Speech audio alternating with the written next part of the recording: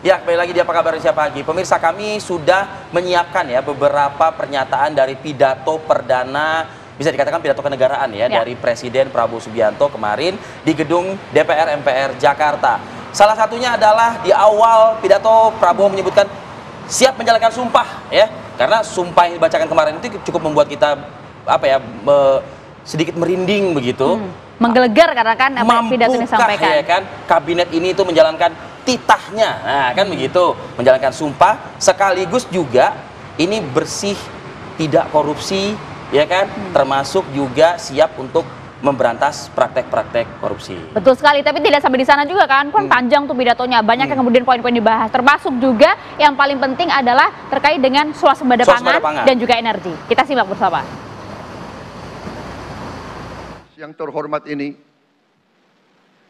di hadapan seluruh rakyat Indonesia, dan yang terpenting di hadapan Tuhan yang Maha Kuasa, Allah Subhanahu wa Ta'ala. Saya, Prabowo Subianto, dan Saudara Gibran Rakabuming Raka telah mengucapkan sumpah untuk mempertahankan Undang-Undang Dasar kita, untuk menjalankan semua undang-undang dan peraturan yang berlaku, untuk berbakti pada negara dan bangsa. Sumpah tersebut akan kami jalankan dengan sebaik-baiknya. Dengan penuh rasa tanggung jawab dan dengan semua kekuatan yang ada pada jiwa dan raga kami. Kami akan menjalankan kepemimpinan pemerintah Republik Indonesia, kepemimpinan negara dan bangsa Indonesia dengan tulus, dengan mengutamakan kepentingan seluruh rakyat Indonesia, termasuk mereka-mereka yang tidak memilih kami. Kami akan mengutamakan kepentingan bangsa Indonesia, kepentingan rakyat Indonesia di atas segala kepentingan, di atas segala golongan, apalagi kepentingan pribadi kami. Sekalian, kita harus menghadapi kenyataan bahwa masih terlalu banyak kebocoran, penyelewengan, korupsi di negara kita. Ini adalah yang membahayakan masa depan kita dan masa depan anak-anak kita dan cucu-cucu kita. Kita harus berani mengakui terlalu banyak kebocoran-kebocoran dari anggaran kita, penyimpangan-penyimpangan, kolusi di antara para pejabat politik, pejabat pemerintah, di semua tingkatan, dengan pengusaha-pengusaha yang nakal, pengusaha-pengusaha yang tidak patriotik. Janganlah kita takut untuk melihat realita ini. Kita masih melihat sebagian saudara-saudara kita yang belum menikmati hasil kemerdekaan. Terlalu banyak saudara-saudara kita yang berada di bawah garis kemiskinan. Terlalu banyak anak-anak kita yang berangkat sekolah tidak makan pagi. Terlalu banyak anak-anak kita yang tidak punya pakaian untuk berangkat sekolah.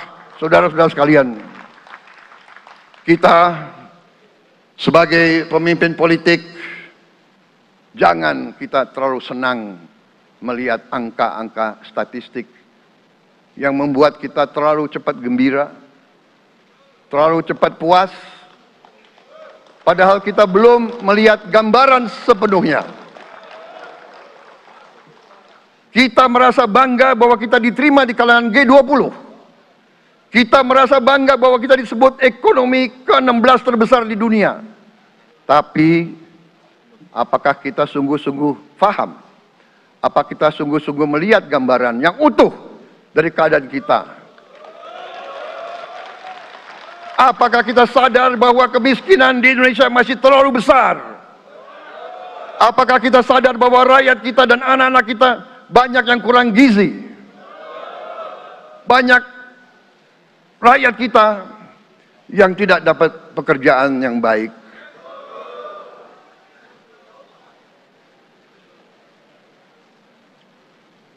Banyak sekolah-sekolah kita yang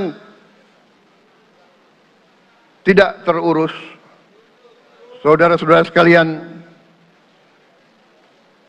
kita harus berani melihat ini semua. Dan kita harus berani menyelesaikan masalah ini semua.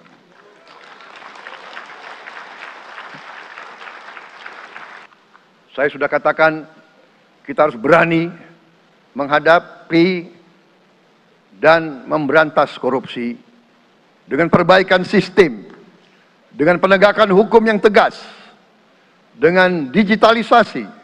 Insya Allah kita akan kurangi korupsi secara signifikan.